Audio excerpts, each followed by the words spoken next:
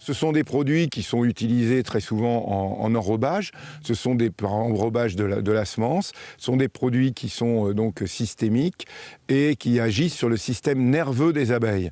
C'est-à-dire que ça altère entre autres leur système d'orientation, mais aussi les fonctions musculaires. Donc, de ce fait, les abeilles n'ont plus la capacité de revenir à la ruche. Donc, l'apiculteur constate une dépopulation massive. Il n'y a pas d'abeilles mortes devant puisqu'elles ne sont pas revenues. Et la colonie s'effondre petit à petit. Ces familles de pesticides ne détruisent pas que les abeilles, mais tous les pollinisateurs qui vont sur ces cultures qui sont traités avec ces produits. Et l'impact, il est énorme, parce que 82% des plantes ont besoin de pollinisateurs. À mesure qu'on retire ces pollinisateurs, on voit s'effondrer la biodiversité. Et il faut quand même se rappeler qu'une fourchette sur 3 de ce que l'on mange dépend directement des pollinisateurs. Donc il est évident qu'on va réduire nos ressources de nourriture, si on ne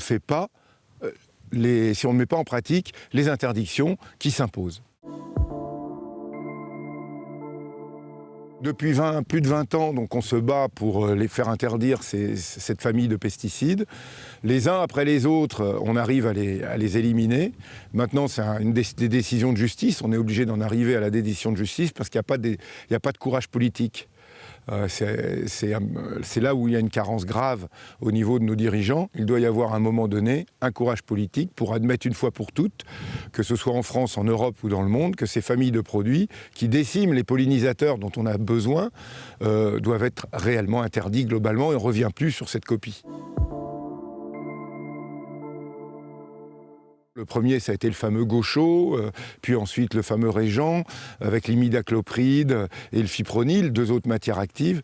Et là, aujourd'hui, on est sur le sulfoxaflor, qui est un autre néonicotinoïde avec les mêmes effets dangereux pour les abeilles.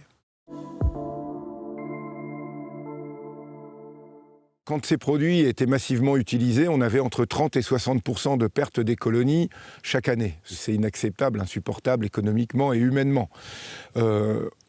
Progressivement, on a vu ces taux de perte à mesure des interdictions, voir ces taux de perte diminuer. On espère qu'avec toutes ces interdictions, arriver à retrouver le fonctionnement normal des colonies, comme c'était le cas il y a 25 ans.